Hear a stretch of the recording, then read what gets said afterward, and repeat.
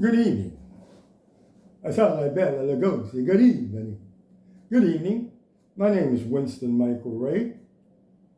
I am blessed to be here on this somewhat cloudy Thursday, or what I dub as hopefully will become, figuratively speaking, metaphorically speaking, as thunderous Thursday, because of the message I'm getting ready to deliver to you, a little address, a rendition of address of a famous gentleman.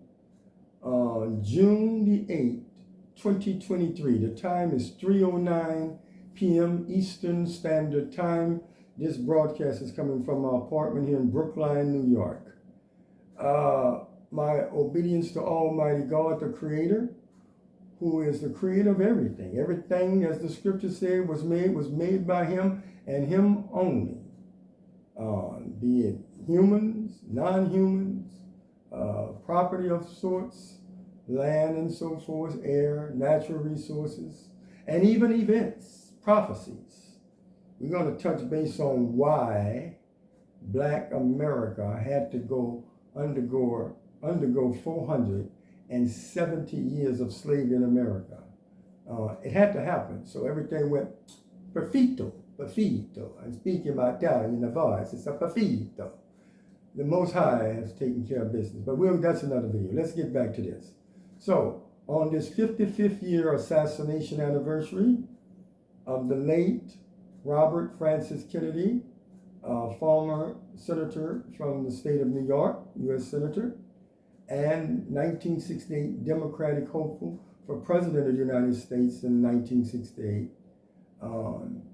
I extend this commemoration to the Kennedy family and his son, who I was told, and I think I've been keeping up with it, Robert Kennedy Jr. will be running for President of the United States, hopefully in commemoration of his late father, who aspired for that position, and as we all know, never got that because of his June 5th, 1968 assassination in Los Angeles, California, at the Ambassador Hotels in the kitchen area. This is June 8th. This would be not his 55th year assassination anniversary, but his funeral. His funeral anniversary was on June 8, 1968.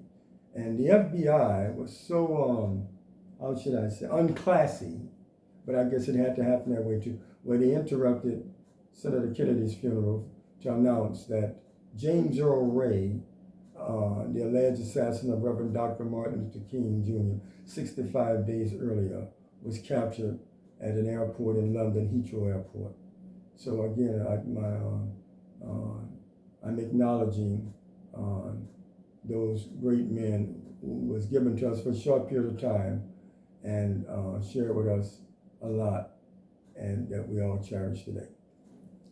What I want to do is to, maybe this will help this generation and the future generation of why Reverend Dr. Martin Luther King Jr. used a nonviolent method. He explains it in an address entitled Sociological Effects of Mass Action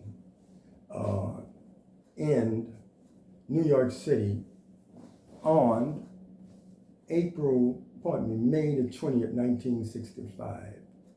And I want to do my best to give a rendition of that. But before I do, I want to introduce a close family member of mine, my only living child, her mother. I was married to her for years, and her 4 brothers, they all passed on.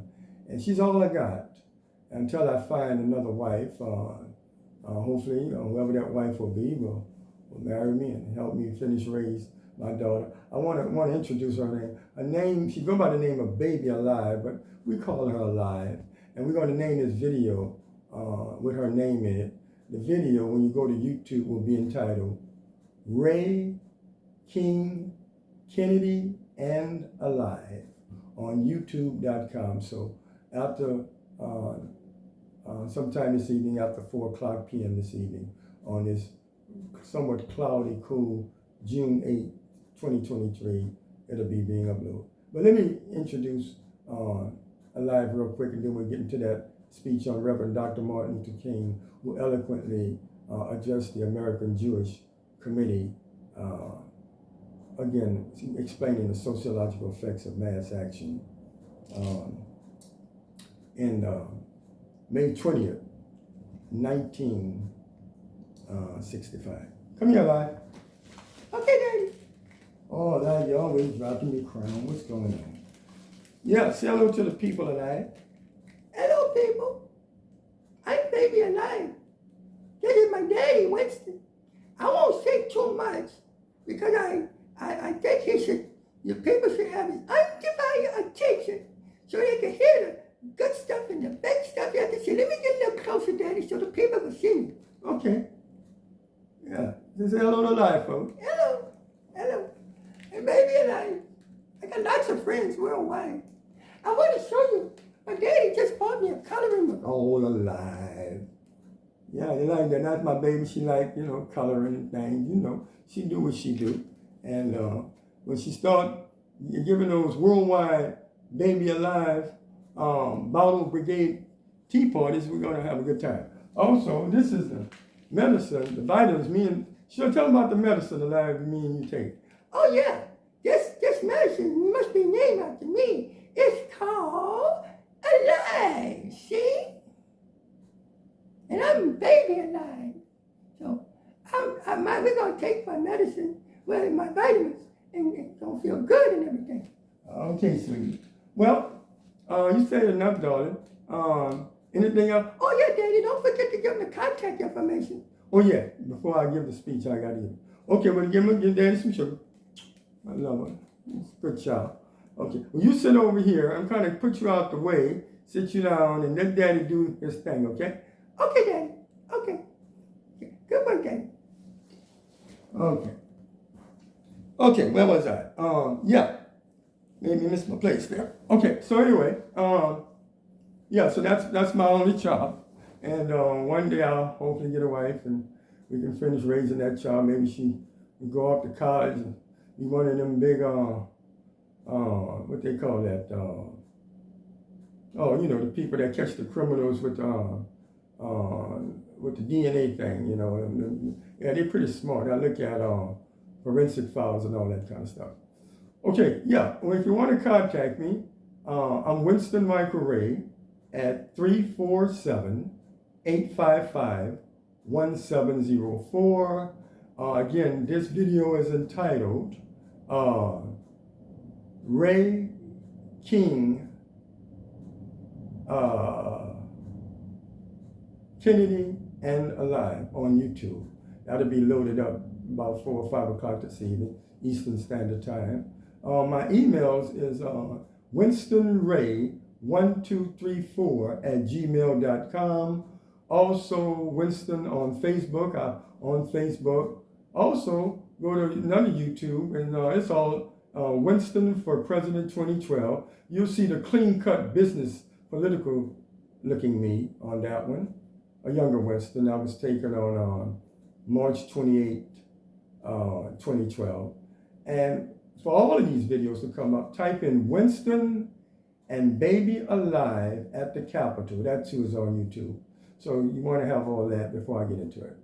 Okay, without further ado, hold on. Let me want to comb Alive hair a little bit. I think I'm going to give it an Afrocentric look. We'll get her an afro. She's going to be wearing an afro because it's hard to keep up with this style. Yeah. Okay, Alive. You look good. Let's sit you back there now. Put all your stuff over here. And, so I guess we're kind of ready to deliver a very mature address the Reverend Dr. Martin Luther King Jr. delivered.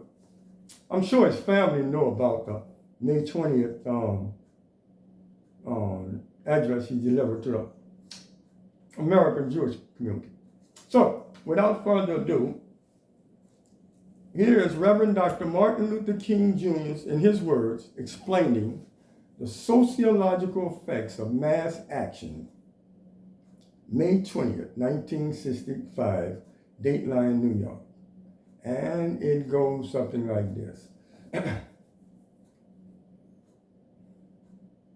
In the past several years, it has become clear that the technique of mass, nonviolent direct action has not only become the accepted method of the civil rights movement, but beyond that, the vast majority of all Americans now support and approve it.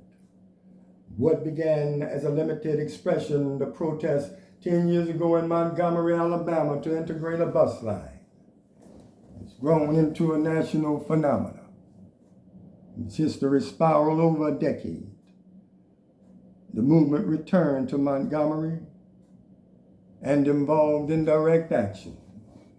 Nuns and priests, rabbis, Protestant ministers, and laity of every race, social class, and age. Many observers have been surprised and even shocked by these methods. The enemies of the civil rights movement have been quick and vocal to denounce them as undemocratic pressure tactics and even un-American in philosophy. Yet the truth is, no one can scorn nonviolent direct action or civil disobedience without canceling out American history. The first nonviolent direct action did not occur in Montgomery. Its roots go back to the American Revolution, when a boycott against British tea culminated in the Boston Tea Party. It was a favorite weapon. The suffragette movement, when women had to fight for their right to vote. It was a technique that the trade unions employed to organize a mass production industry. Many here tonight can recall the events of the 30s, when federal court injunctions crippled and stifled union organizations. Even a Wagner Act could not facilitate a breakthrough. When the now historic sit-down strikes burst forth in 1937, a new national attitude congealed, and through the Congress of Industrial Organizations, a new major movement was born. Then, too, the nation was warned that the profit system was the target of this new form of struggle. Nearly 3 decades later, we are able to see that the profit system was not only unimpaired, but became significantly strengthened. If there's some confusion about the origins of nonviolent direct action, there's even more about civil disobedience. The two methods are not synonymous. Civil disobedience in its true sense has not been employed by Negroes in their struggle. To utilize civil disobedience in its authentic historical form involves defiance of fundamental national law. For example, when Antigone insisted upon her rights to follow her individual conscience and religious convictions to bury her brother, she was defying the king and the unqualified majesty of his law. When the Quakers refused to return runaway slaves, they were defying the Supreme Court in the Dred Scott decision. When Thoreau refused to pay taxes and protest against the Mexican War, he was breaking a fundamental legislative enactment and imposing the declaration of war of the Congress. And certainly we all understand this, and I heartily approve of civil disobedience in a creative sense in many instances. But we must see that when the Negro today marches in the streets, is that he is not practicing civil disobedience because he is not challenging the Constitution, the Supreme Court, or the enactments of Congress. Instead, he seeks to uphold them. He may be violating local municipal ordinances or state laws, but it is these laws which constitute basic national law. Negroes, by direct action, are exposing the contradiction. The civil disobedience, or I should say uncivil disobedience, in the situation resting upon unjust foundations, is that of the segregationist, Negroes have not willfully and frivolously violated the law. Many good-hearted people believe they do exactly that and forgive them on grounds that they endure appalling grievances. Yet these people forgive them for misdeeds that they are not committing. The truly unsocial lawbreaker disregards law because he, as an individual, is seeking a personal advantage. Negroes have never forgotten, even under the crushing burdens of injustice, they are connected with the largest society, that the roads they may obstruct and the public buildings they picket are used in common by all citizens. For that reason, before a protest can be approved by responsible leadership, it must answer the following questions. 1, do we have a just grievance? Or is our purpose merely to create confusion for its own sake as a form of revenge? 2, have we first used every form of normal means to eliminate the problems by negotiation, petition, and appropriate appeals to authorities?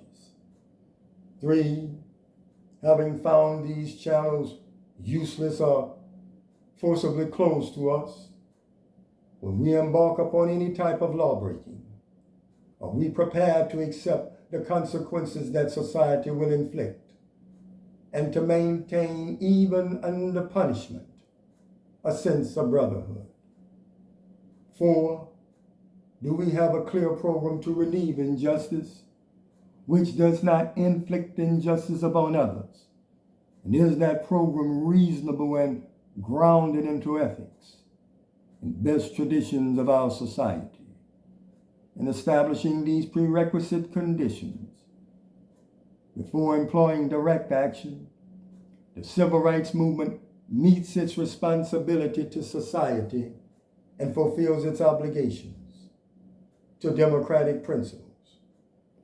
Even after the movement embarks upon a program of nonviolent direct action or civil disobedience, its purposes are not narrowly confined to obtain benefits exclusively for the Negro. It is an axiom of nonviolent action and democracy that when any group struggles properly and justly to achieve their own rights, they enlarge the rights of all. This element is what makes both democracy and nonviolent action self-renewing and creative. What advantages of all does all Americans derive from the growth of nonviolent direct action in civil rights? First, the struggle dissolves the deceptive facade and reveals basic evils and contradictions in the society. Tens of millions of Americans a decade ago were ignorant of the actual conditions of life of the Negro, both in the North and in the South. Until there was awareness, there could be no consensus to make corrections. The long list of federal legislative enactments and Supreme Court decisions illustrate how extensive were the wrongs that blighted our society. Second, programs for remedying evils were not confined in their effects to Negroes.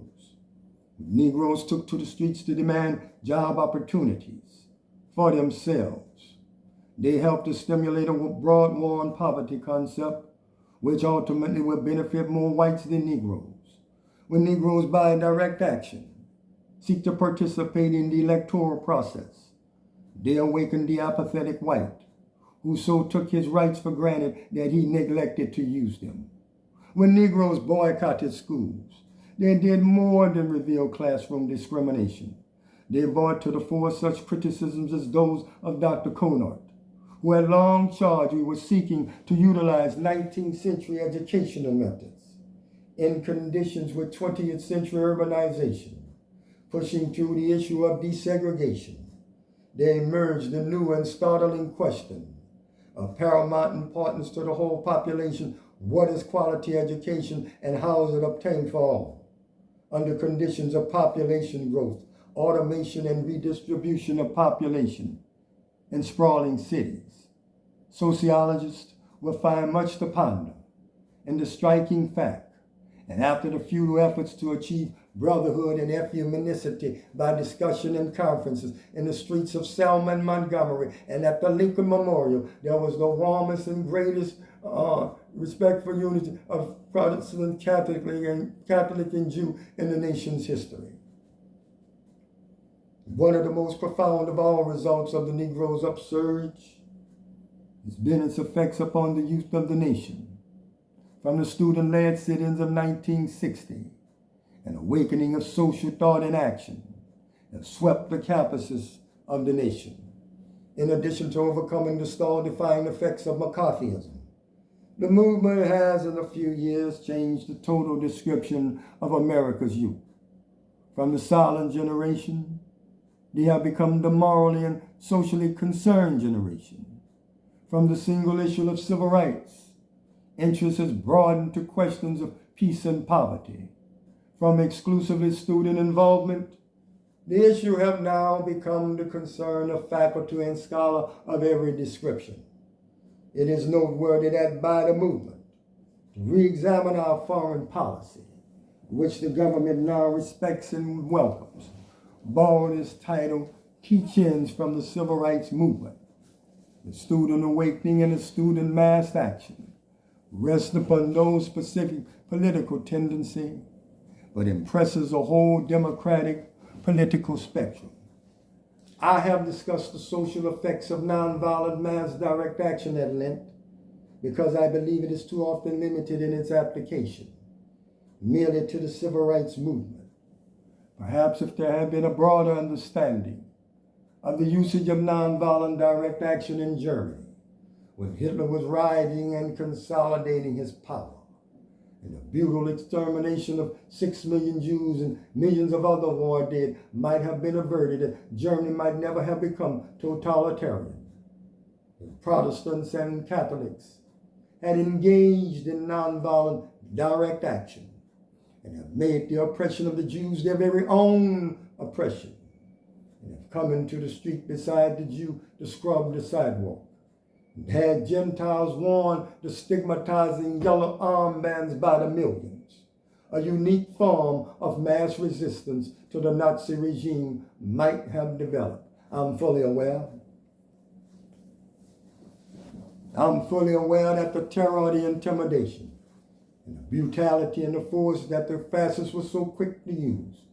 But I'm also aware that in the South today, some races of the same mentality have been curbed in their resistance to nonviolent action when practiced on a mass scale. Today, people all over the world should be engaged in mass action to protest anti-Semitism in the Soviet Union. There's a dangerous silence today which unintentionally encourages evil to flourish. As Albert Einstein writes when he said, "The world is in greater peril from those who tolerate evil than from those who actively commit it." And isn't it true what President Kennedy warned? Those who do nothing are inviting shame as well as violence. And should the nation ever forget the searing impact of Rabbi Yaakov Prince's admonition as he spoke at the March on Washington in 1963. When I was a rabbi of the Jewish community in Berlin under the Hitler regime, I learned many things. The most important thing that I learned in my life and under tragic circumstances is that bigotry and hatred are not the most urgent problems. The most urgent, the most shameful, the most disgraceful of all problems is silence. A great people which have created a great civilization have become a nation of silent onlookers. They remain silent in the face of hate, in the face of brutality, and in the face of mass murder. America must not become a nation of onlookers. America must not remain silent. Not merely Black America, but all of America. It must speak up and act, from the president down to the humblest of us, and not for the sake of the Negro, but for the sake of the image, the ideas, and the aspirations of America itself.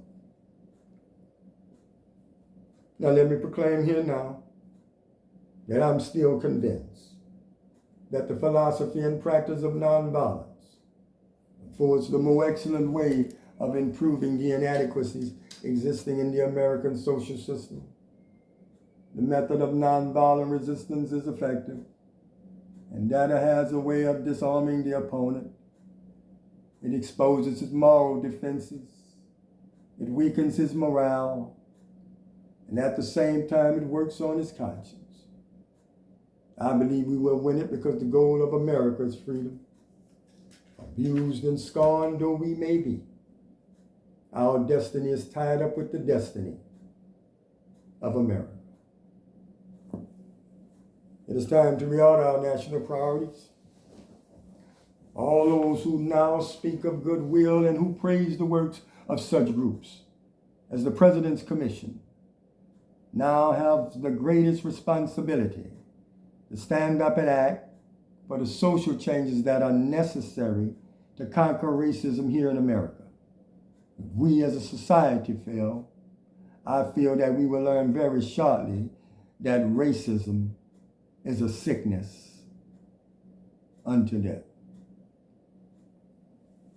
Ladies and gentlemen, those words Dr. King spoke some 58 years ago, a few months after the assassination of Malcolm X, still ring true today. We're one, whether we like it or not. The next video I hope to explain in detail is why no one put us in slavery except our foreparents, black people. Read Deuteronomy chapter 28, 15 verse through 68 verse. That's 53 verses. But if you don't want to read all 53, then that shouldn't take you long for you lovers who like to read. Just read 15 verse 68. And they will come again in ships. What the world don't know or realize, there were two sets of children of Israel. Over in the east, all that stuff said they happened, it happened. No problem, no argument. But it found its way to the west, and it found its way to the west, not on August the 20th, 1619. No, sir. No, ma'am. It found its way to us on April the 1st, 1555. Have you ever wondered why they called it April Fool's Day? When they dropped off the slave, said, hey, look, we got something to tell you guys. We told you you're going to have milk of honey and gold and silver, all that other good. You just left all that in Africa. We fooled you. Then one of the captains looked at the mates on the ship, hey, we fooled them. We're calling it April Fool's Day. And they did fool us. But they had to. So they didn't do nothing big. It was only following orders, fulfilling prophecy. But we get out in 2 more years. And I'll explain, I'm tempted to go into that right now. But I'll show you the 430-year breakdown plus an additional 40 years. I'll close with this. America had to undergo 5 stages of social maturity development. 300 years of chattel slavery, 100 years of legalized segregation, 30 years of social integration as we know it. That's what the AWKI stand for if you saw it in writing. And 40 years of wandering in the mental wilderness and the hills and wilderness of North America. John Hawkins, Abraham Lincoln, Martin Luther King Jr., and I'm the only one left out of those 3 men to tell the whole story. Me, Winston Michael Wright. Martin Luther King was indeed biblical Moses. Not an old man, as we all know, a young man aged with wisdom and knowledge. He himself admitted in his very last night of living, April 3rd, 1968, before a large overflow crowd at the Mason Temple, that he will not get to see the promised land, a new era. That little 10-year-old boy, which was me, running around in New Orleans, probably putting his sister's pigtails, because I love those pigtails.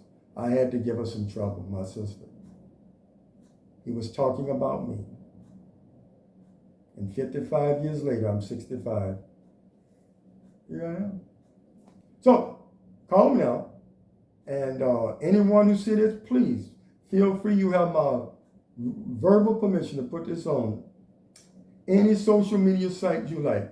YouTube, TikTok, I don't know, MySpace, Your Space, all the ones that folks like to look at. Twitter, and just put it out there, because America needs to know why Dr. King did what he did.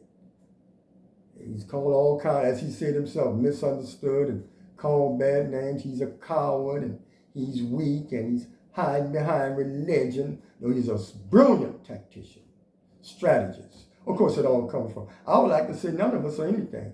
It's the Creator in us doing all that stuff. This is not no Winston. Winston is just a slab of meat. Like to slap a price tag on me. Most I say, I'll take care of that for you. He's in me doing this, talking this way. And that went from Martin Luther King. So there's no man isn't brilliant. The Creator is the only one brilliant. Did you create yourself? Did you create 10,000 universes the astronomers just identified? Did you do all those other wonderful little marvelous things? Nah, you're not brilliant. Please don't call me brilliant. Please don't say I'm genius. My heavenly Creator. I can go into more, and I'm tempted to, but I think I said enough. So, Winston Michael Ray, 347-855-1704. I gave you all that information earlier. And please spread this. Type in Ray, King, Kennedy, and baby alive. Type that in and this will come up. Or type in Winston and baby alive at the Capitol on YouTube. Both on YouTube. And this will come up. God bless you. Take care of yourself. Stay close to the Creator, because He's all we got. When people say, "Are you found anybody you falling in love with?" Yeah, the Creator. That's it. Oh, what about a good woman? Oh, she's just passing through. I can't fall in love with her, but I like her. I mean, I guess I could do that. And she can just like me. We're like two ships. What they say? Passing through the night. No, my everything is the Creator. I'm madly in love with the Creator. I'm going to sing that Barry White song, "You're my first, last, everything." But I'm going to take out the girl part and say, "My God," put God where He got replaced with God. Yeah. He's my first, my last, my everything. Bum bum bum bum bum bum bum bum bum bum bum bum bum bum bum bum bum bum bum bum. And I'm going to do the Ray Charles thing. I can't stop loving you. I'm singing this to the Creator now. I've made up my mind. You know it. Come on, Ray. Ray and Barry, I need them guys. Oh, I'll be looking for a wife to emerge as the first lady of the 21st century / worldwide silver, SILVER, dollar green S symbol, and the remaining letters in silver, ILVR, will be silver. Worldwide Civil Rights Movement. I am the worldwide civil rights leader. Moses, Martin Luther King, was America's civil, CIVIL rights leader. And I'm his identical twin, spiritual, biblical brother counterpart. Winston Michael Ray, that's me. I'm the worldwide, it has been upgraded from national, from America, to worldwide civil rights movement. You ever wonder why my last name is Ray? Well, I got charged with killing a good reverend, James Earl Ray, the one that come after Dr. King. Last name would be Ray. If his name is James Earl Brown or James Earl Jones or James Earl Green or whatever, whatever his last name would be, that would be mine.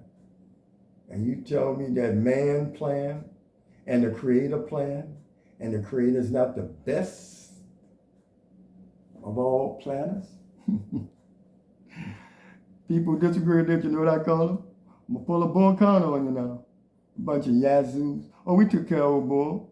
I know the King family know a little bit about that. I did. That's one fella didn't like Martin Luther King.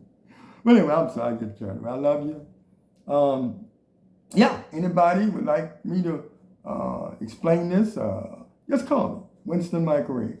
God bless you. I'm signing out now. The last video, it was cut short. It was Ray, King, and Alive. And I didn't have enough space. Got me a new phone and everything. Got, instead of 32 gigabytes, hey, I got 64. So that's why this is what we're doing. Okay, God bless you. Winston Microwave, worldwide silver, like silver and gold, a metal, $100 billion or more. Oh, with that money, on a closing note, we're going to end worldwide revenue segregation, and we're going to build necessary business infrastructure where needed throughout the, how should I say, depressed communities throughout this country. Oh yes, hospitals, supermarkets, schools. You know, I'm just gonna use that money for that. And everybody, this is an all-color thing now. We don't want nobody suffering with money. We're gonna pay your delinquent bills up to $3,000. You'll understand. Just call me. Call me. As Al Green would say, call me, call me. The reason I'm doing all this because this is an antics / truth-telling worldwide marketing company. How do you like my shirt? Let me get a little closer. Isn't that funny? How do you like that little humor there? Hold on. Hey. King said, I have a dream. And for all my critics who say I have a scheme, I did that picture there at New Orleans. Yeah, that was at the New Orleans Special City Council meeting on December the 17th, 2015. A large overflow pack at the New Orleans City Council meeting. The present mayor was there, Mayor Cantrell, and the outgoing mayor was there, Mayor Michelangelo, Mayor Latoya Cantrell. Hey, Mayor Cantrell, I heard you're doing a great job down there. I'd like to come down here and address this to all my fellow native New Orleans. That's where I was born, New Orleans, February 4th, 1958. It was a snowy Tuesday. I was born on my maternal grandmother's 62nd birthday. Yeah, Miss Evelina Pierre, February 4th, 1896. That's the version circus in action. And here come me on her 62nd birthday. She always said, boy, I can't say he's not mine because I was a midwife baby. She said, yeah, I can't deny it. I want it as bad as he is, but I have to go along with it now. I'm stuck with my boy. But anyway, so much for going down memory lane. God bless you. Stay safe. Give me a call. Winston Michael Ray again, 347-855-1704.